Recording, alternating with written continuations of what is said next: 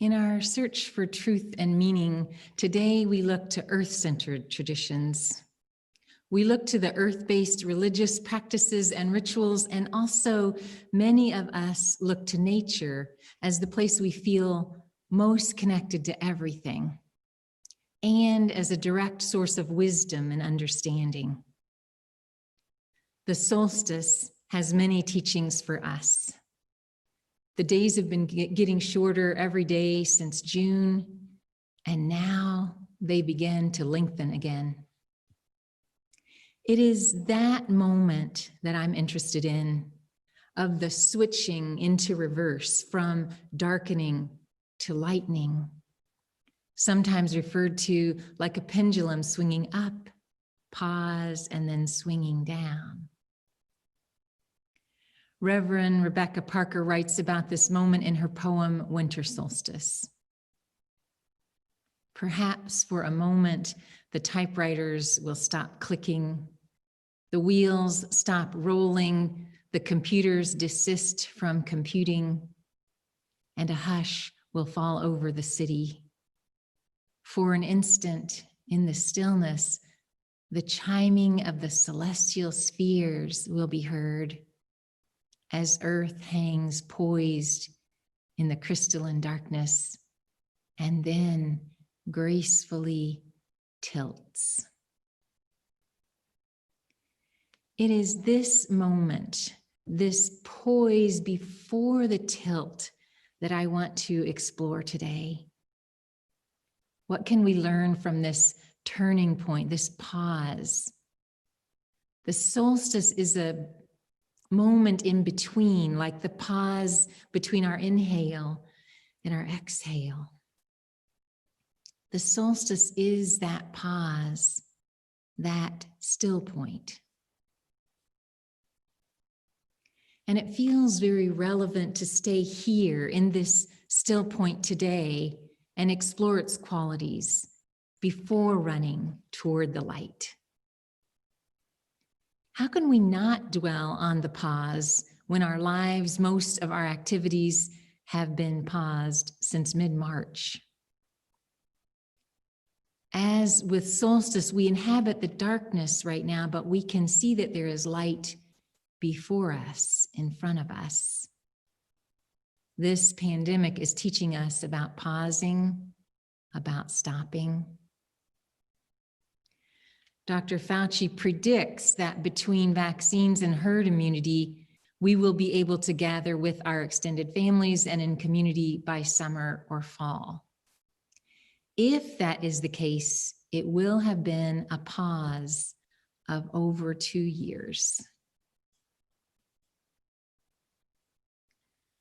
Bob Patrick, a UU from Gwinnett, Georgia, who has a blog, says, I think of that transition from longest night to newest light as a significant reminder.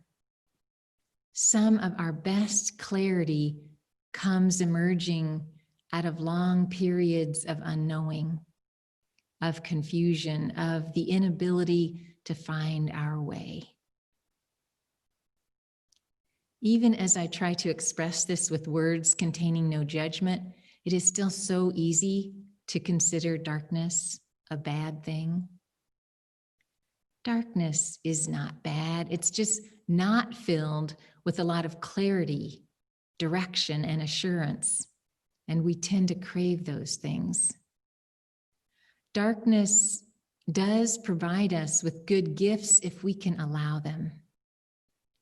Darkness provides us with stillness. Darkness provides us with time. The idea that darkness is bad and light is good can result in internalized racism. The ways that we use light and dark as metaphors for good and bad, hope and despair, unconsciously translate to skin color. In subtle and not so subtle ways, our language constantly delivers the message that lighter is better than darker, that white is holy and black is bereft of holiness. We need to be aware of this in our own language and challenge our own metaphors that perpetrate racial injustice. May we celebrate the deep winter nights. Every good thing comes out of darkness. The womb, the earth, the depths of our dreams and imagination. Let us rest in the still point, okay with the darkness, okay with the light. One could not exist without the other. A friend of mine recently told me of her theology of light/dark. She said the slash between the words is that elusive pause. It's the mystery that actually includes all the light and all the dark. And though we humans like to categorize everything because it brings us a sense of safety, of course there is no separation. Everything is intertwined. We cannot be stuck in a light and dark binary, she says. It cannot be separate. Both/all are necessary. And the solstice has reminded me of the wholeness of everything and the perfect combination of light and dark for germination and for growth. And to align with that wisdom, I need to pause in the dark/light. In that pause is every possible thing. This pivotal moment on the edge of the unknown whispers, stay. Stay in the quiet, in the dark, in the mystery, in the womb, where everything is born. We are there now. I invoke that poised and sacred instant right now and invite you to listen to what it is asking of you, what it is offering.